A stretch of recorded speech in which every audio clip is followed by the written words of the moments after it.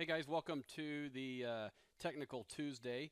My name's Karl Eggers, and we got a lot of charts to cover this evening. We're doing it kind of late in the evening, but I wanted to get it out to you. We're going to cover a few more charts than we normally do. First, I just want to go through the normal markets in terms of some of the major indices. Of course, a lot of the talk in the last really week or so has been regarding the technology stocks in particular, because those technology stocks have been leading the way up. And now what you're seeing is, at least in the last few days, you notice the spike in volume. And this is the triple Qs. So these are going to be, your Apple, your Netflix, Amazon, your big tech companies that have been simply leading the way. And those are starting to. They had a rough day last week, and then, of course, they had a rough day earlier this week. And so we've seen some days where really there's a big divergence. Not that they're going down with the market, they're going down much further than the market. And it's also, there's been days where the overall market has been up. And this is something important because it could be the beginnings of a rotation. And we've seen some false starts before. I mean, we saw this back in June and July. It looked like, oh, here we go. This thing was heading down. Heavy volume once again. And then we've been on this big run. So, it's just something to watch. I'm not calling for it, but it's something to watch. The reason it's important is because if we get into a big correction or a bear market, remember that the bear market in 2007 and 8 looked very different than the bear market in the dot-com bubble. The dot-com bubble, a lot of stocks went up, several of them. In fact, there was about 50% of the industries actually went up during the dot-com falling down, whereas in 07 and 08, everything went down. So watch for that, because we could see some areas go down and some areas that are beaten up actually go up. We've been showing you on here retail stocks, for example. They look great. And so retail stocks have broken out. That could be an area that continues to see money come into, and technology stocks going out. So watch that technology rotation. So continue to watch those stocks. The overall market, let's take a look at the Dow Jones, and you can see I got this trend line going way back to the bottom. The February 16, of course, that was a big turning point. We were obviously falling during the coming into the election. People were a little worried. You can see the market was nervous here coming into the election.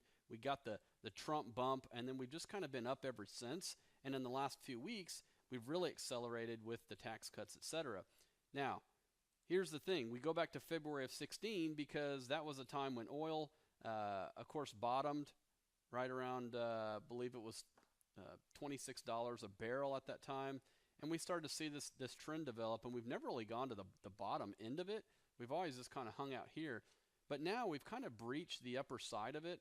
So let's see if, you can see here we breached it. Let's see if it's kind of what I like to call, some of you that are new, I like to call a fake out breakout. So it's a breakout, but it was really a fake out. A lot of people buy on this only to get whipsawed and see this thing come back in to at least a trend, which would be right in here. Let's call it 23,000, 23,200, something like that. And if it breaks, what if we continue to fall? Well, we could really fall to 22,000 and really not change the uptrend at all. But certainly the Dow's had a great year, and led by some of those technology stocks, by the way.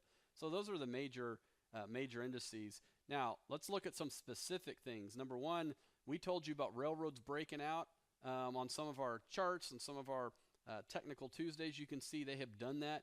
Good sign being that they are economically sensitive. We can see that breakout. We can see the volume spike. So again, look for some type of pullback either to the top of this or the old breakout, and then we would see resume up and go up to new highs. Now, the counter to that is copper. Copper stocks right now have been a little vulnerable. They went on a really nice run after the summertime.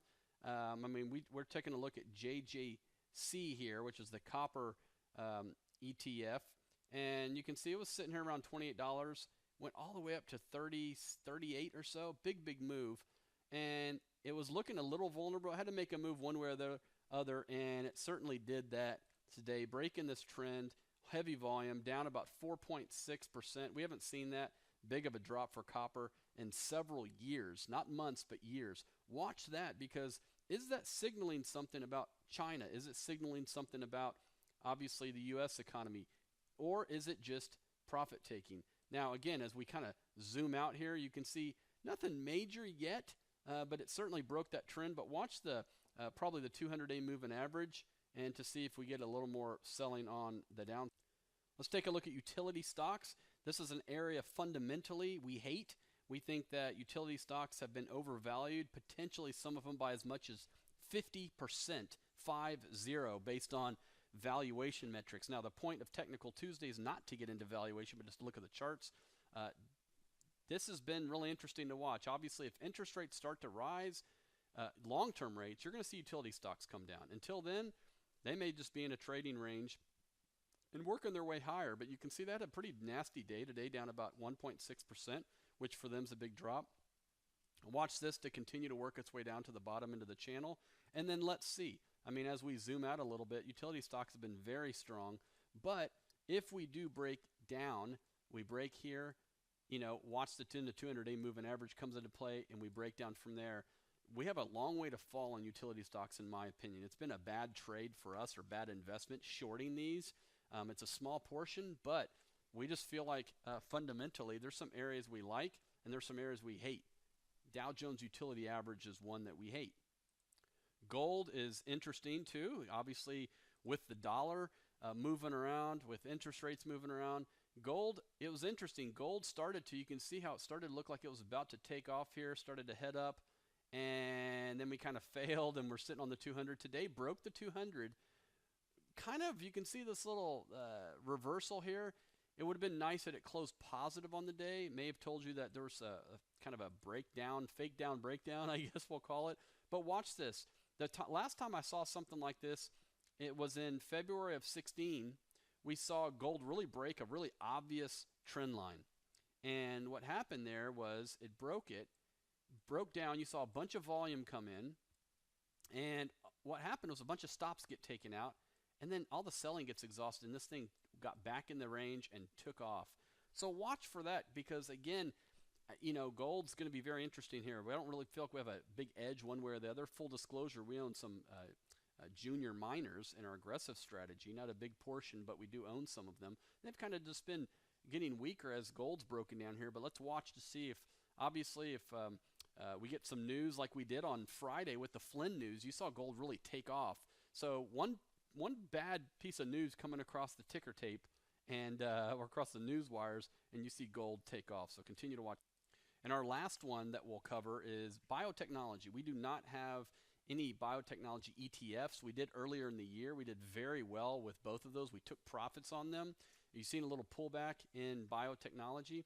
I like this setup. Now, we did have a split here a couple days ago, 2-for-1 split, 3-for-1 split, on IBB. Now, remember, IBB is different than XBI. XBI is a more equal weight ETF.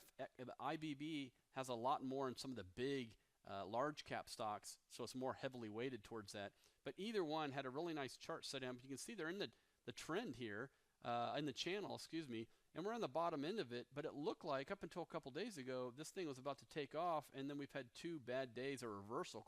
Went up yesterday morning, reversed, closed lower. We've had another down day. So watch IBB and XBI. They're sitting here. I like the picture of them, but if they do break down, then what we're going to have to do is see, if it does it reverse quickly, or does it start doing one of these pictures? And if it does, we could see biotech fall a long way, simply because it's not the cheapest area. We did see obviously biotech get really hammered back here in 2015. I mean, this thing went down somewhere in the order of about 50%. And so once we started to see this channel build, we took a position in it and rode it for several months and really did very well. And you can see that trend's not really broken. So ultimately what we'd like to see is it hold where it is and see if we can get somewhere near this top. And maybe a lot of people believe that, hey, it's close enough, time to take some profits. So this thing could either break out of this, could run back up, break out of this, and obviously act as support and then take off to newer highs. or like I said, it could be a double top and down we go. So kind of two scenarios for it going down, one scenario for it going up. But I do like the space in terms of some of the fundamentals going on. There's some cheap stocks in that area, but overall, it's never really a cheap sector. So keep an eye on biotech. And right now, overall with the market, I'll pull up the S&P real quickly here, and you can see on the daily picture that the S&P little extended. You know, if you look at it versus some of its moving average, it's stretched, due for a pullback. Don't be shocked to see that pullback, but I don't see anything necessarily significant coming in 2017.